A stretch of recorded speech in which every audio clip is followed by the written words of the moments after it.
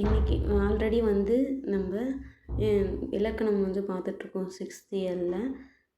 6th இயல் 1 பார்த்துட்டோம். Next வந்து இயல் 2 பார்க்க போகிறோம். இலக்கணம் எத்தனை வகைன்னு பார்த்தோம்.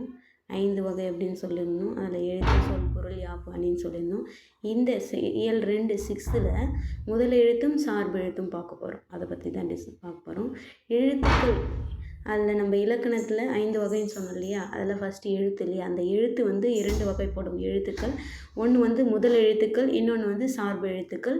முதல் எழுத்துக்கள் வந்து 30. இங்கே ஹைலைட் பண்ணியிருக்கேன் பாருங்கள். முதல் எழுத்துக்கள்னு கேட்டாலே 30. அது வந்து உயிர் எழுத்துக்கள் 12, மெய் எழுத்து 18. இது ரெண்டுத்தையும் நம்ம ஆல்ரெடி ப்ரீவியஸ் கிளாஸில் உயிர் எழுத்துக்கள் வந்து 12 ஆ முதல் அவ் வரை பார்த்தோம். மெய் எழுத்துக்கள் இக்குலேருந்து இன் வரைக்காலும் பார்த்தோம் 18. ரெண்டும் சேர்ந்தது என்னதுன்னா சேர்ந்து ஆகிய 30 வந்து முதல் எழுத்துக்கள் சொல்கிறோம். இது வந்து பிற எழுத்துக்கள் தோன்றுவதற்கு இதுதான் வந்து முதற் காரணம். சரிங்களா? அதனால் இதை வந்து முதல் எழுத்துக்கள்ன்றாங்க. எது? இந்த உயிர் எழுத்துக்கள் 12, மெய் எழுத்துக்கள் 18. சரிங்களா? நெக்ஸ்ட்டு சார்பு எழுத்துக்கள். எழுத்துக்களில் 2 சொன்னோம் இல்லையா, முதல் எழுத்து, செகண்ட் வந்து சார்பு எழுத்து.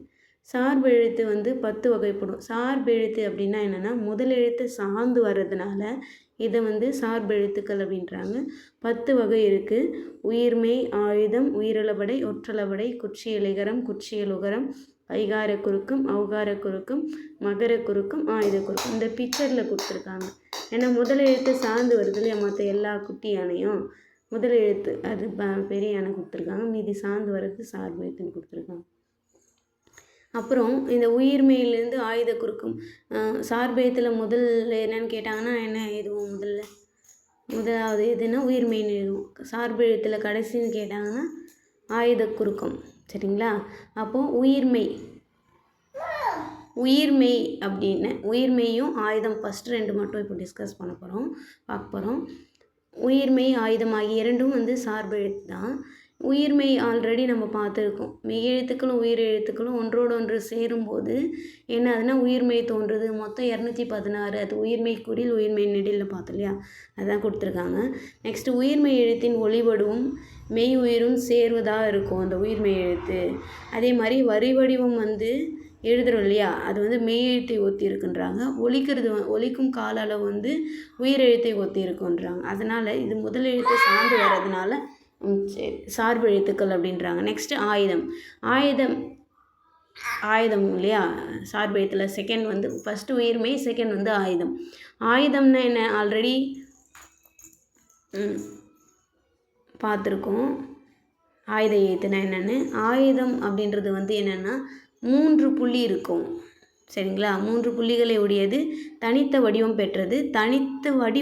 ஆனால் தனித்து இயங்காது. 4வது பாயிண்ட் பாருங்கள். தனித்த வடிவம் பெற்றது, தனித்து இயங்காது. அதுக்கு இன்னொரு வேறு சில பெயர்கள் இருக்குது. அதுதான் என்னென்னா முப்புள்ளி, முப்பாற்புள்ளி, தனிநிலை, அக்கேனம் அப்படின்னு சொன்னாலும் சரி, அக்கேனம்னாலும் சரி, தனிநிலை, முப்பாற்புள்ளி, முப்புள்ளின்னு கேட்டாலும் ஆயுதம் தான் சொல்லணும். ஆயுதம் தான். சரிங்களா? இது வந்து நுட்பமான அப்படின்றது நுட்பமான ஒளிமுறையுடையது அப்படின்றாங்க. இது தனக்கு முன்னாடி ஒரு குறில் எழுத்து இருக்கும். இந்த அக்குன்ற எழுத்து தனக்கு முன்னாடி ஒரு குரில் எழுத்தையும் தனக்கு பின்னாடி ஒரு வல்லின உயிர்மெய் எழுத்தையும் பெற்று தான் எப்போவுமே வந்து சொல்லின் இடையில் மட்டும்தான் வரும் அப்படின்றாங்க. பாருங்கள், அந்த அக்கேனம்ன்ற வரத்துலேயே பாருங்கள். ஆன்றது குறிலா, கேன்றது வந்து வல்லின எழுத்து தான். வல்லினம். சரிங்களா? அப்போது எக்கு அப்படின்னு அந்த ஒரு எக்ஸாம்பிள் பார்த்தா கூட ஏன்றது குறில், கூன்றது வந்து வல்லினம். காக்கா கீக்கிலே அது வல்லின எழுத்தில் தான் வந்து வல்லினம் உயிர்மெய் எழுத்தை பெற்று சொல்லின்.